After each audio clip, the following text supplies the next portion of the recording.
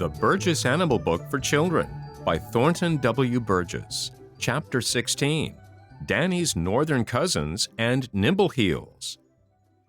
Whitefoot the Wood Mouse and Danny Meadow Mouse had become so interested that they decided they couldn't afford to miss the next lesson.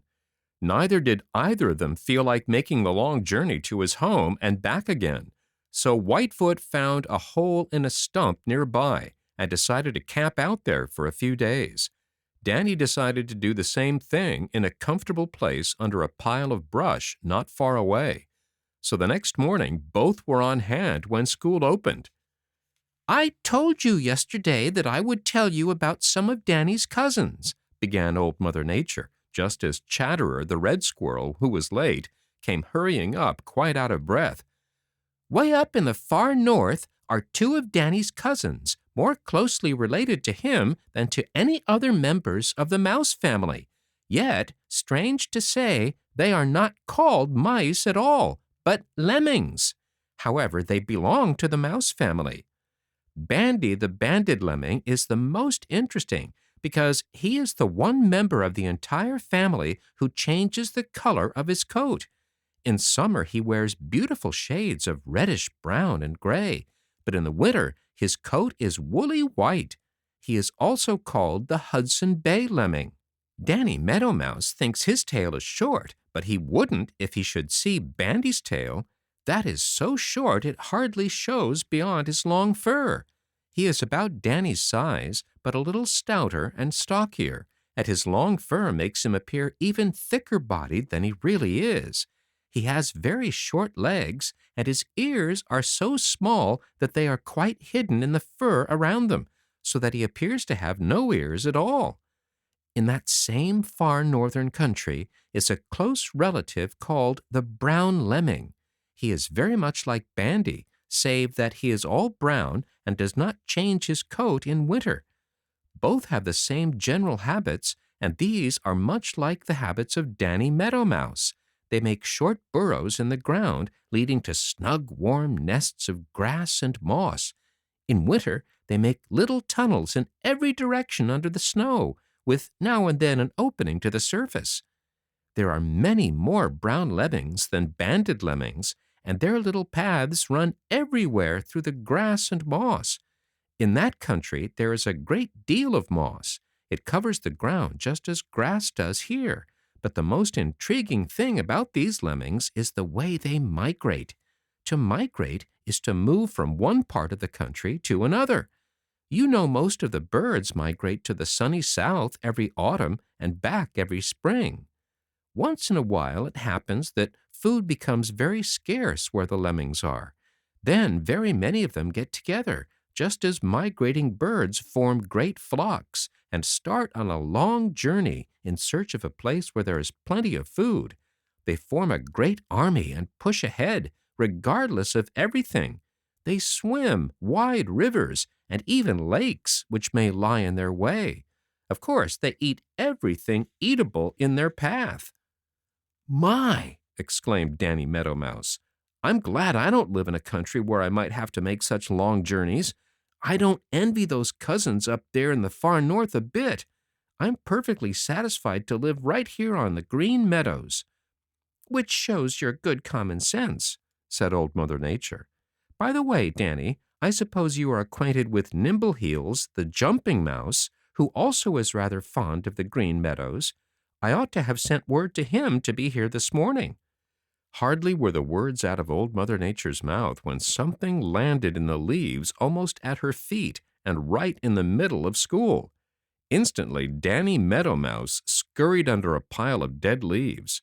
Whitefoot the Wood Mouse darted into a knothole in the log on which he had been sitting. Jumper the Hare dodged behind a little hemlock tree. Peter Rabbit bolted for a hollow log. Striped Chipmunk vanished in a hole under an old stump. Johnny Chuck backed up against the trunk of a tree and made ready to fight.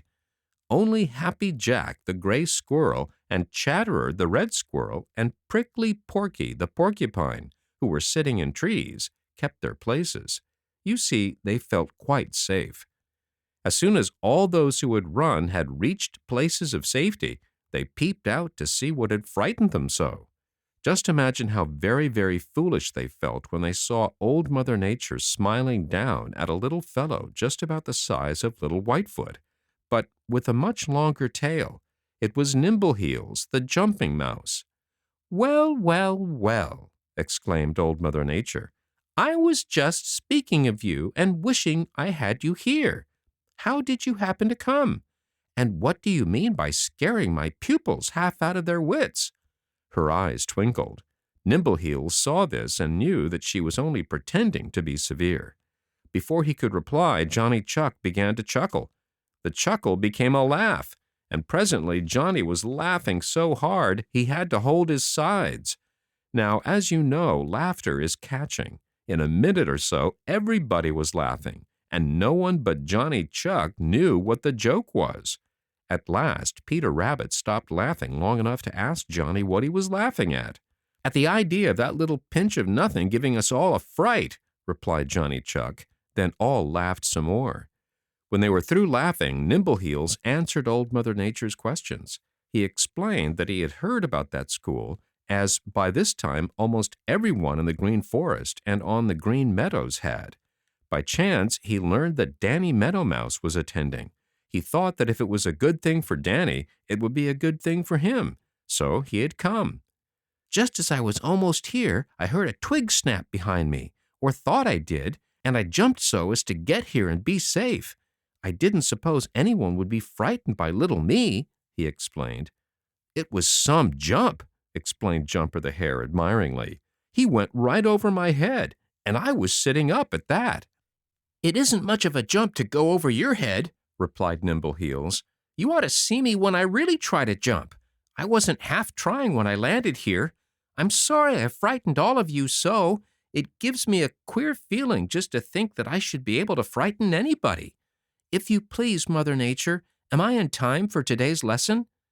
"Not for all of it, but you are just in time for the part I wanted you here for," replied Old Mother Nature. "Hop up on that log beside of your cousin Whitefoot, where all can see you." Nimbleheels hopped up beside Whitefoot the Wood Mouse, and as the two little cousins sat side by side, they were not unlike in general appearance, though of the two, Whitefoot was the prettier. The coat of Nimbleheels was a dull yellowish, darker on the back than on the sides. Like Whitefoot, he was white underneath. His ears were much smaller than those of Whitefoot, but the greatest differences between the two were in their hind legs and tails. The hind legs and feet of Nimbleheels were long, on the same plan as those of Peter Rabbit. From just a glance at them, anyone would know that he was a born jumper, and a good one. Whitefoot possessed a long tail, but the tail of Nimbleheels was much longer, slim and tapering. "There," said Old Mother Nature, "is the greatest jumper for his size among all the animals in this great country. When I say this, I mean the greatest ground jumper. Timmy the Flying Squirrel jumps farther, but Timmy has to climb to a high place and then coasts down on the air. I told you what wonderful jumps Jack Rabbit can make, but if he could jump as high and as far for his size as Nimbleheels can jump for his size, the longest jump Jack has ever made would seem nothing more than a hop. By the way, both Nimbleheels and Whitefoot have small pockets in their cheeks. Tell us where you live, Nimbleheels." "I live among the weeds along the edge of the Green Meadows," replied Nimbleheels, "though sometimes I go way out on the Green Meadows, but I like best to be among the weeds because they're tall and keep me well hidden, and also because they furnish me plenty to eat. You see, I live largely on seeds, though I'm also fond of berries and small nuts, especially beech nuts. Some of my family prefer the Green Forest, especially if there's a laughing brook or pond in it. Personally, I prefer, as I said before, the edge of the Green Meadows." "Do you make your home under the ground?" asked Striped Chipmunk. "For winter, yes," replied Nimbleheels.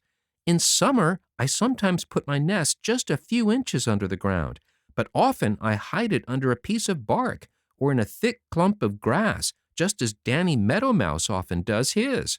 In the fall, I dig a deep burrow, deep enough to be beyond the reach of Jack Frost, and in a nice little bedroom down there, I sleep the winter away. I have little storerooms down there, too, in which I put seeds, berries, and nuts. Then when I do wake up, I have plenty to eat.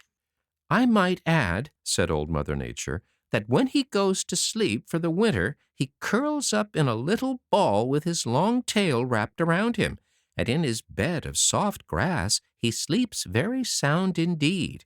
Like Johnny Chuck, he gets very fat before going to sleep. Now, Nimbleheels, show us how you can jump." Nimbleheels hopped down from the log on which he'd been sitting and at once shot into the air in such a high, long, beautiful jump that everybody exclaimed. This way and that way he went in great leaps. It was truly wonderful. "That long tail is what balances him," explained Old Mother Nature. "If he should lose it, he would simply turn over and over and never know where or how he was going to land. His jumping is done only in times of danger. When he is not alarmed, he runs about on the ground like the rest of the mouse family. This is all for today. Tomorrow, I will tell you still more about the mouse family."